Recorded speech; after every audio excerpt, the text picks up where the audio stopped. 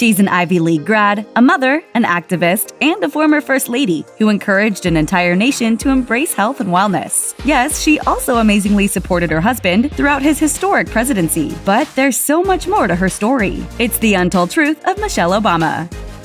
With the ever-growing state of divisiveness in American politics, there might not be a more unlikely friendship than the one between George W. Bush and Michelle Obama. However, the pair legitimately seems to enjoy each other's company, despite being on different ends of the political spectrum. He is my partner in crime at every major thing where all the formers gather. So we're together all the time, and I love him to death. He's a wonderful man. Speaking with Bush's daughter, Jenna Bush Hager, on The Today Show, the former First Lady was asked why people were so enamored by her relationship with the former president. The political discourse, the way it's shown in the media, it's all the nasty parts of it. Obama added she hoped the country could, quote, get back to the place where we didn't demonize people who disagreed with us.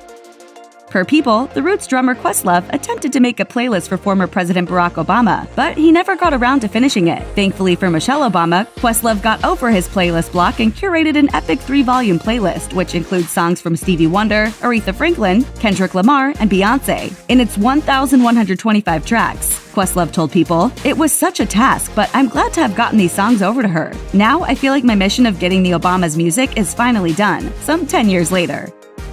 Michelle and Barack Obama celebrated their 26th wedding anniversary in October 2018. But during an appearance on The Tonight Show, the Harvard grad told host Jimmy Fallon the couple weren't always, quote, #relationship goals and needed marriage counseling. I was like, Dr. X, please fix him. Yeah.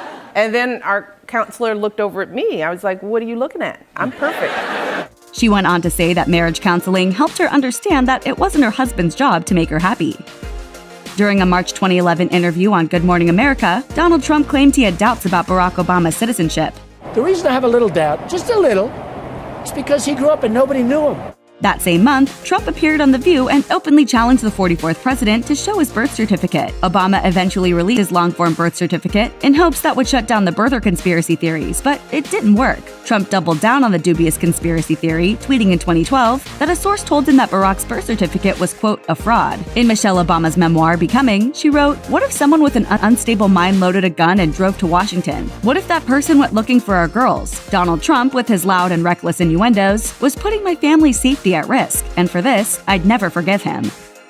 Speaking at London's Royal Festival Hall during her book tour, Michelle Obama revealed she only supported her husband's bid for the presidency because she didn't think America was ready for a black man to win. "One of the reasons why I agreed to support Barack's run for president was that deep down I was like, there's no way he's going to win, and we can just sort of get this out of the way, and I can be that supportive wife going, oh honey, you tried.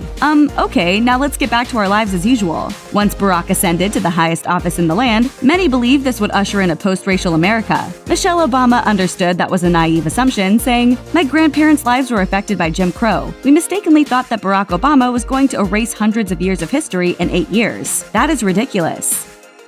If we know anything about the royal family, it's their staunch adherence to protocol. So when Michelle Obama and Queen Elizabeth II shared a friendly hug during a Buckingham Palace G20 reception in 2009, the gesture caused a media frenzy. Per Daily Mail, interactions concerning the sovereign are perfectly clear. "Whatever you do, don't touch the Queen." Per HuffPost, Obama wrote in her memoir how she worried that the so-called scandal would draw attention from her husband's efforts abroad, but her anxiety was unfounded. She revealed in her memoir that the hug happened because we were just two tired ladies oppressed by our shoes.